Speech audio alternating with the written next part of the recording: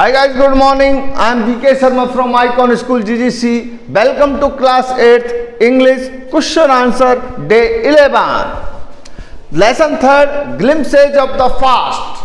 भूतकाल की झलकियां. Name these people. इन लोगों के नाम बताइए. Number 1, the ruler who fought pitched battles against the British and died fighting. The ruler जो शासक है जिसने बहुत अच्छी लड़ाई लड़ी थी अगेंस्ट द ब्रिटिश लोगों के खिलाफ एंड डाइड फाइटिंग, और लड़ते हुए मर गए, उस शासक का नाम बताओ. टीपू सुल्तान ऑफ मैसूर. मैसूर के टीपू सुल्तान थे जो ऐसे शासक थे जिन्होंने बहुत ही सख्त लड़ाई लड़ी थी ब्रिटिश लोगों के खिलाफ और लड़ते हुए वीर गति को प्राप्त हुए.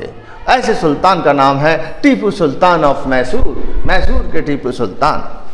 The person who wanted to reform the society. वह व्यक्ति जो समाज को, the person who wanted to reform the society, वह व्यक्ति जो समाज को सुधारना चाहता था, उस व्यक्ति का नाम है राम मोहन रॉय. राम मोहन रॉय. वह व्यक्ति जो समाज को सुधारना चाहता था वह था Ram Mohan Roy. The person who recommended the introduction of English education in India. वह व्यक्ति जो भारत में इंग्लिश एजुकेशन को लेके आए, इंग्लिश शिक्षा पद्धति को लेके आए, वो थे Lord Macaulay. Lord Macaulay. Lord Macaulay. Okay. Two popular leaders who led the revolt. वे दो लोकप्रिय नेता जिन्होंने नेतृत्व किया था विद्रोह का, रिवोल्ट का, क्रांति का. बेगम हजरत महल एंड पेशवा नाना साहिब. एक का तो नाम है टू पॉपुलर लीडर्स. ऐसे दो लोकप्रिय नेताओं के नाम बताइए जिन्होंने क्रांति का नेतृत्व किया था. एक तो महिला थी बेगम हजरत महल और दूसरे थे Peshwa Nana Sahib. Mention the following. इनका भी वर्णन कीजिए. Two examples of social practices prevailing then. ऐसे दो उदाहरण बताइए सामाजिक कुरीतियों के जो उस समय व्याप्त थी. To examples of social practices, ऐसी सामाजिक कुरीतियाँ प्रिवेलिंग देन जो उस समय व्याप्त थी, वो थी अनटचेबिलिटी, छुआछूत, एंड चाइल्ड मैरिज और बाल विवाह. अनटचेबिलिटी एंड चाइल्ड मैरिज, छुआछूत और बाल विवाह. अच्छा, सेकंड देखिए. Two oppressive policies of the British. British लोगों की दो दमनकारी नीतियों के नाम बताइए. Two oppressive policies of the British. British लोगों की दो दमनकारी नीतियों के नाम बताइए.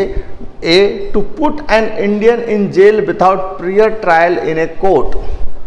किसी भी भारतीय को जेल में डाल देना बिना प्रारंभिक सुनवाई के कोर्ट में. To put an Indian in jail without prior trial in a court. किसी भी भारतीय को जेल में डाल देना बिना किसी प्रारंभिक सुनवाई के. B, to impose heavy taxes on farmers. किसानों पर भारी भरकम टैक्स लगाना. To impose heavy taxes on farmers. किसानों पर भारी भरकम टैक्स लगाना. Number 2, two ways in which common people suffered. वे दो तरीके बताइए जिसमें सामान्य लोग सफर्ड होते हैं, पीड़ित होते हैं, दुखी होते हैं. फार्मर्स वर टैक्सेड हैवीली. किसानों पर बहुत भारी भरकम टैक्स लगाए गए. The thumbs of skilled workers were cut. और कुशल कारीगरों के अंगूठों को काट लिया गया.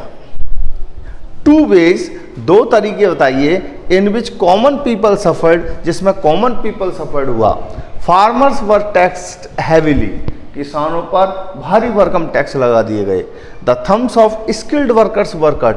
और कुशल कारीगरों के अंगूठों को काट दिया गया. 4 reasons for the discontent that led to the 1857 War of Independence. 4 कारण बताइए असंतोष के जिसने 1857 की क्रांति को नेतृत्व किया, जो 1857 क्रांति का वो कारण बने. 4 reasons, 4 कारण बताइए for the discontent, असंतुष्टि का, असंतोष का, दैट लेड टू द 1857, जिसकी वजह से 1857 की क्रांति, स्वतंत्रता का युद्ध हुआ. सेंथाल्स हु लॉस्ट देयर लैंड्स. वे किसान जिन्होंने अपनी जमीनों को खो दिया. गॉट डेस्परेट, निराश हो गए. एंड दे रिवोल्टेड, और उन्होंने विद्रोह कर दिया. सेंथाल का मतलब farmers. The farmers who lost their lands, वे किसान जिन्होंने अपनी ज़मीनों को खो दिया, या जमींदार जिन्होंने अपनी ज़मीनों को खो दिया, गॉट डेस्परेट, निराश हो गए, एंड दे रिवोल्टेड, और उन्होंने विद्रोह कर दिया। सैंथाल इसका मतलब जो जमींदारी का काम करता है, सैंथाल जमींदार भी बोल सकते हैं। Santhals who lost their lands got desperate and they revolted.